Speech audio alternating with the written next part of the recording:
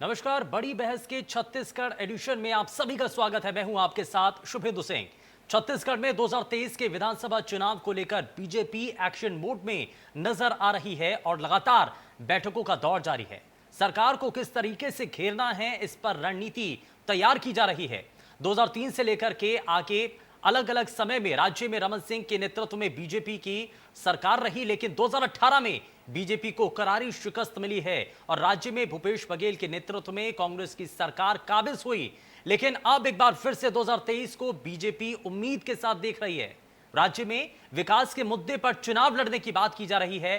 केंद्र की योजनाओं और राज्य सरकार की विफलताओं को गिनाने के साथ ही बूथ स्तर तक विरोध और प्रचार की रणनीति तेज हो रही है। हालांकि यह साफ नहीं हुआ है कि चुनाव रमन सिंह के नेतृत्व में होगा या फिर कोई और चेहरा मैदान में होगा।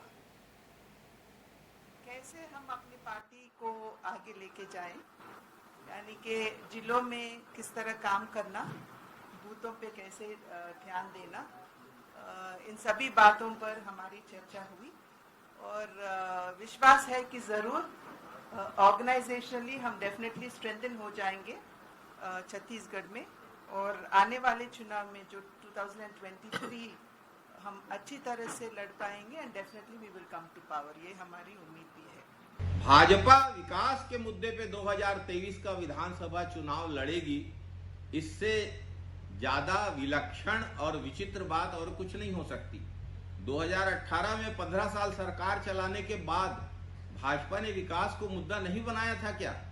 छत्तीसगढ़ की जनता ने भाजपा के विकास के अर्थ को बखूबी समझ लिया है, जान लिया है और खारिज भी कर दिया है।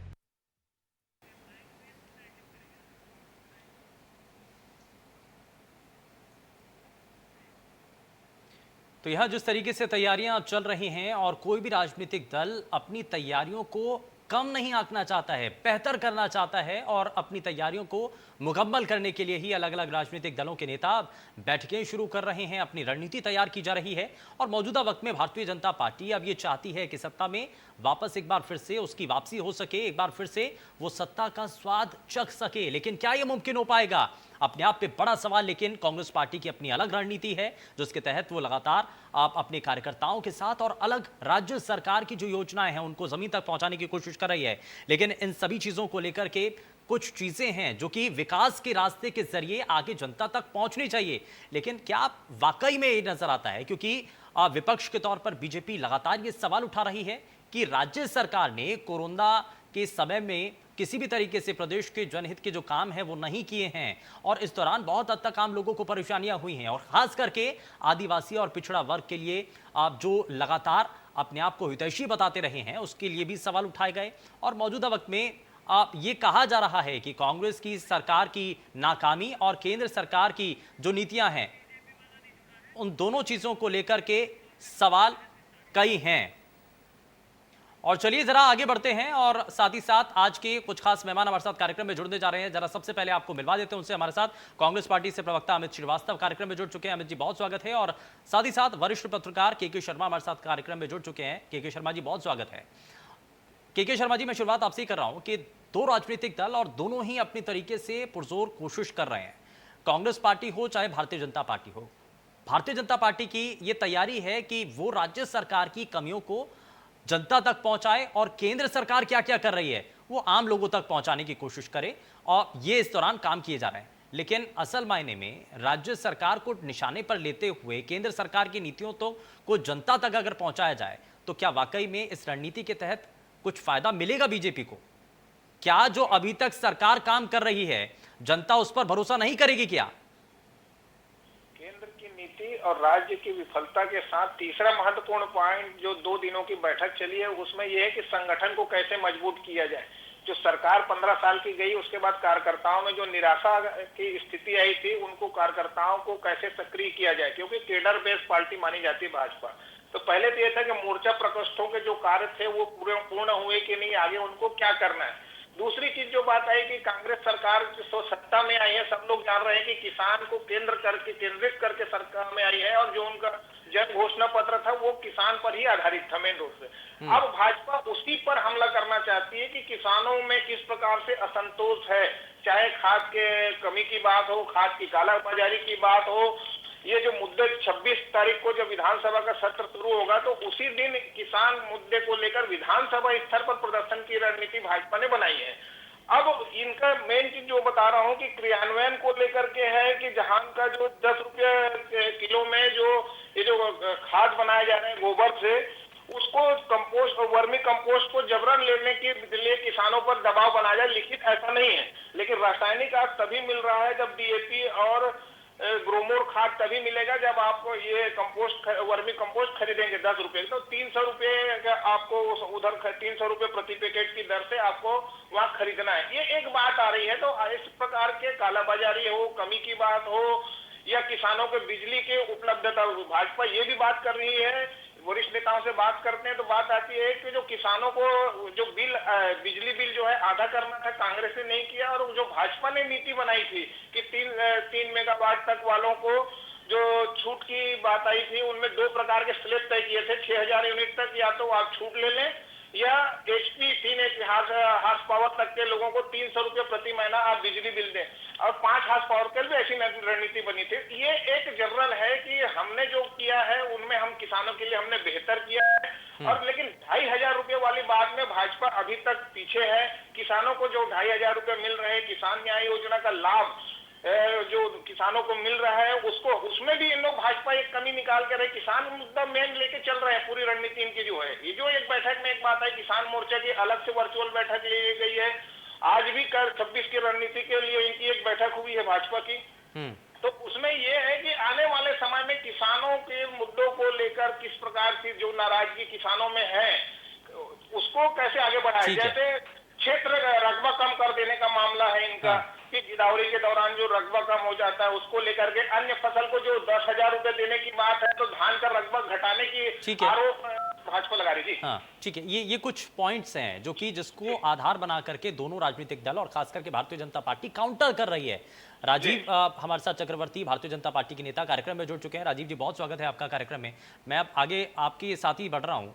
राजीव जी, जरा इस बात का जवाब तो दीजिए कि आप जो सवाल उठा रहे हैं, आप कह रहे हैं कि प्रदेश की सरकार ने कुछ नहीं किया, लेकिन अगर किसानों को लेकर के जो काम है, प्रदेश की सरकार तो कह रही है कि आपसे बेहतर तो हमने करके दिखाया।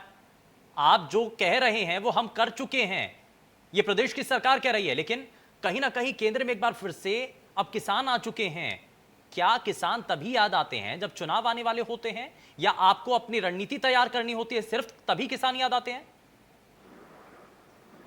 चंदू जी, भारतीय जनता पार्टी मध्यम वर्गीय लोगों पर, गरीबों के मध्यम वर्गीय और किसानों की पार्टी है।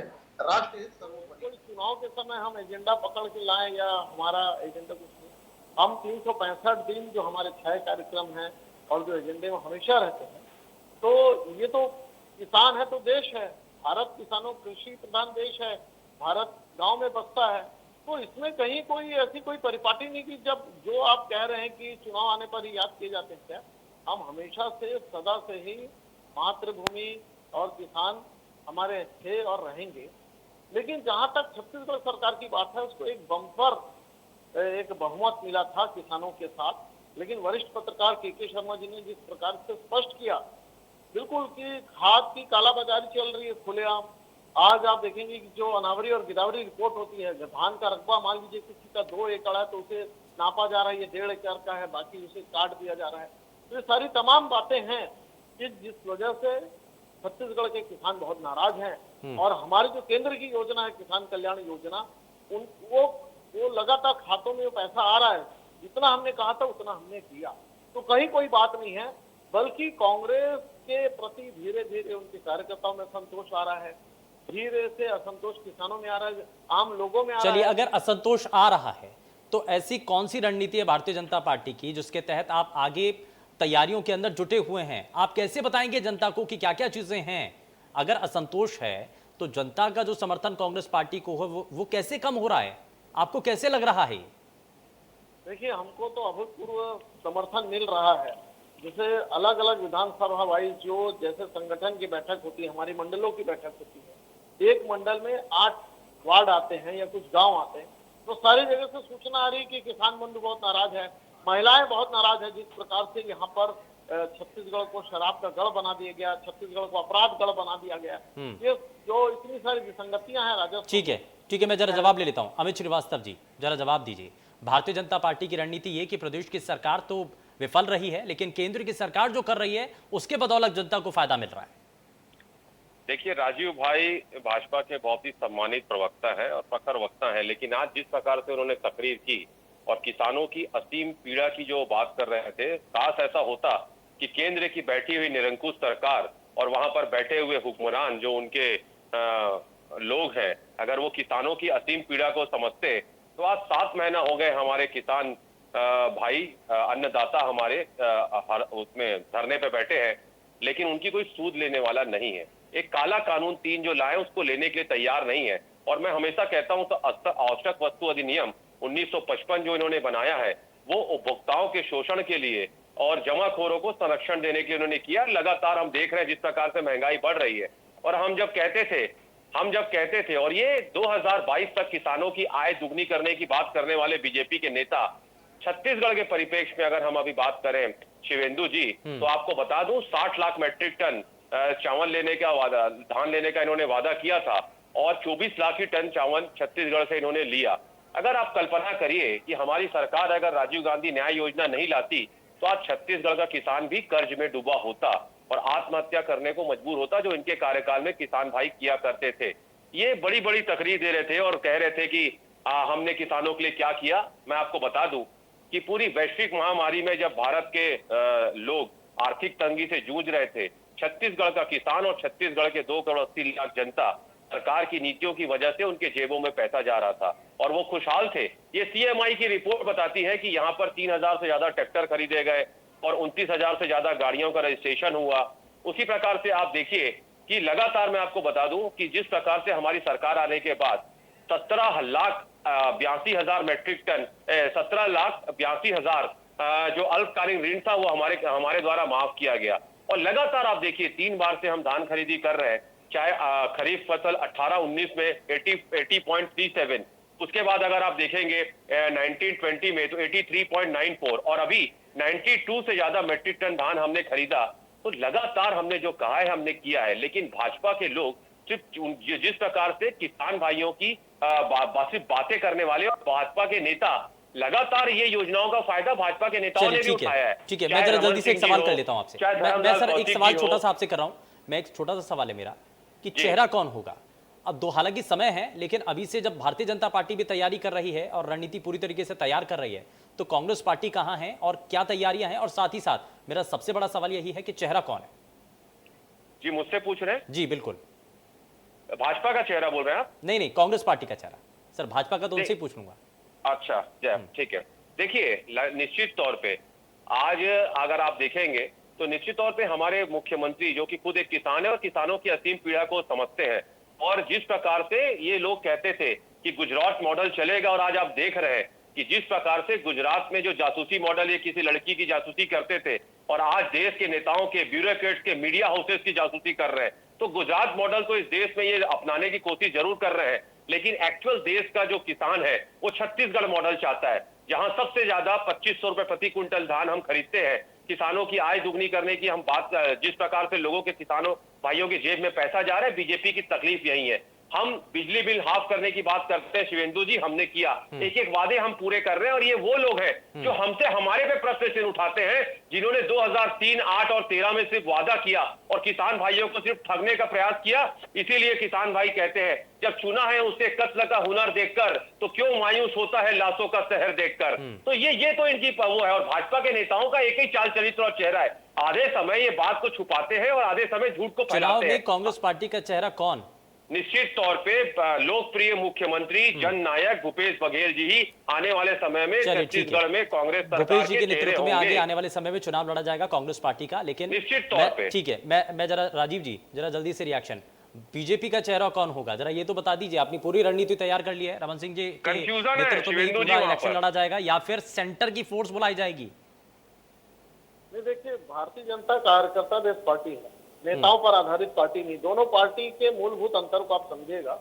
यहाँ पर जो हमारे जो हाई कमान, आला कमान तय करता है कि कौन चेहरा होगा, और चेहरे को लेकर कोई शिद्दत नहीं। बात तो ये कि कांग्रेस यहाँ शोषण कर रही है किसानों का, कांग्रेस यहाँ फेल हो चुकी है, गवर्नेंस फेल हो चुकी है, सरकार फेल हो चुकी है, कानून व्यवस्था में जहाँ थाने से चंद मीटर की दूरी पर हत्या होती है और पुलिस सोए रहती है। तो यहाँ पर जो कुछ हो रहा है ये आक्रोश है। और कोई चेहरा, अभी तो 2.5 वर्ष बचा है, कोई चेहरा, जो चेहरे काम कर रहे हैं वो चेहरे काम कर रहे हैं और वो हाईकमान तय, वो मुद्दा नहीं है। मुद्दा है कि पार्टी संगठित होकर राजीव जी ने भी एक्सेप्ट कर लिया कि आने वाले चुनाव में और चेहरे की जो लड़ाई नहीं होंगे भाजपा के। चेहरे की लड़ाई जो है वो कांग्रेस की है। एक तरफ PS बाबा की सेना है, एक तरफ भूपेश बघेल जी है, एक तरफ आदिवासी नेतृत्व है। तो ये कांग्रेस फैसला करे, हमारे यहाँ पर कोई चेहरे की कोई लड़ाई नहीं है। आप कह दीजिए फिर रमन सिंह जी होंगे, आप नहीं कहेंगे क्योंकि बिल्कुल, जिस वो प्रकार हमारे उन्होंने कहा था वो हमारे नेता है, वो भी हो सकते हैं, कोई भी हो सकता है। सरकार रहेगी, आपका हाईकमान में डर रहा है। उनको उपाध्यक्ष होने के बाद झारखंड में प्रभारी, उनको प्रचार के लिए नहीं भेजा जाता। हमारे से लगा हुआ राज्य महाराष्ट्र में नहीं भेजा आप जाता। अपनी पार्टी का देखिए अमित जी, अरे हमारी पार्टी की चिंता मत करिए, हमारी पार्टी 70 सीटों में है, आप चिंता मत करिए। लेकिन आज भी आप कॉन्फिडेंट नहीं है कि आगामी चुनाव में आपके नेता रमन सिंह जी होंगे। ये आपके पार्टी का आप डरते हैं कि उनके नेतृत्व में आपके कहीं 14 विधायक भी जेलों में न जाए। जो भ्रष्टाचार आपने 15 साल किया था ना, आप डरते हैं कि अगर उनके नेतृत्व में चुनाव लड़ेंगे तो हमारे 14 चलिए ठीक है सर, ठीक है, मैं थोड़ा सा आगे बढ़ता हूँ। के शर्मा जी भी हमारे साथ बने हुए हैं। के शर्मा जी, ये जो चेहरे को लेकर के चुनौती है और चेहरे का चुनाव बड़ा मुश्किल नजर आता है क्या भारतीय जनता पार्टी में?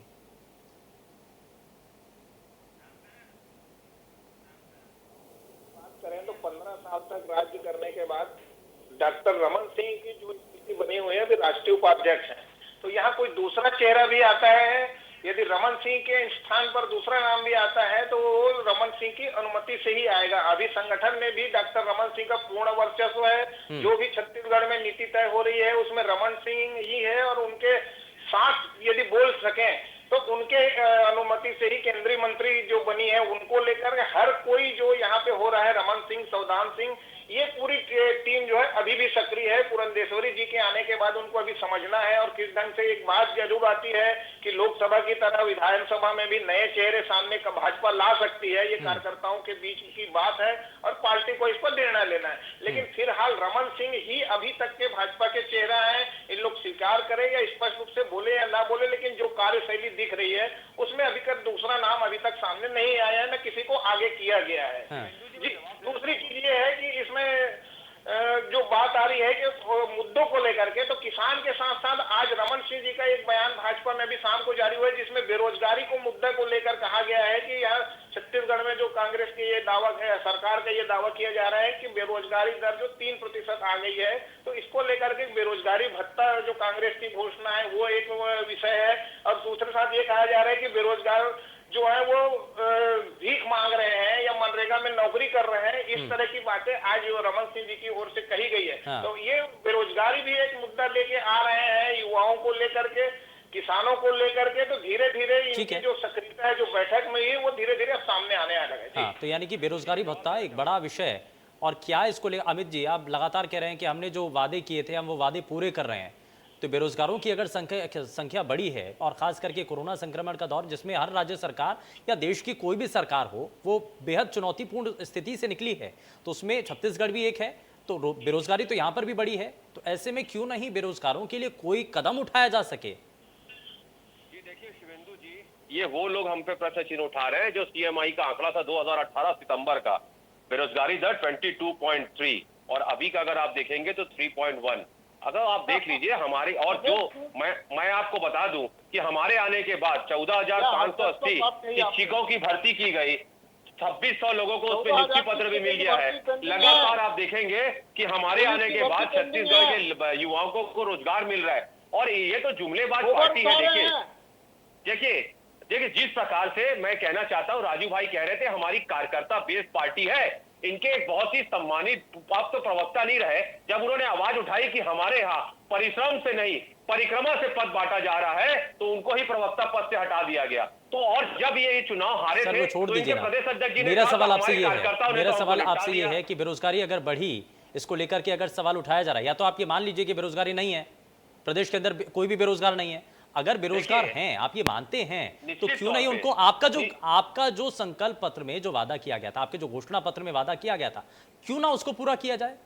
निश्चित तौर पे मैंने जैसा आपको कहा, लगातार नियुक्तियां हो रही हैं और आप देखिए, चाहे अभी सीएसईबी की नियुक्ति जो अभी निकली है, चाहे शिक्षक भर्ती की बात हो, चाहे लगातार आप नरवा गरवा के माध्यम से स्व सहायता महिला स्व सहायता केंद्र के माध्यम से जो लोगों को नौकरियां मिल रही हैं। मैंने जैसा कहा कि अगर लॉकडाउन में भी अगर छत्तीसगढ़ अच्छा कर रहा था और लोगों के जेब में पैसा जा रहा था, तो निश्चित तौर पे हमारी योजनाओं को केंद्र की बैठी एजेंसीज भी सराह रही थी।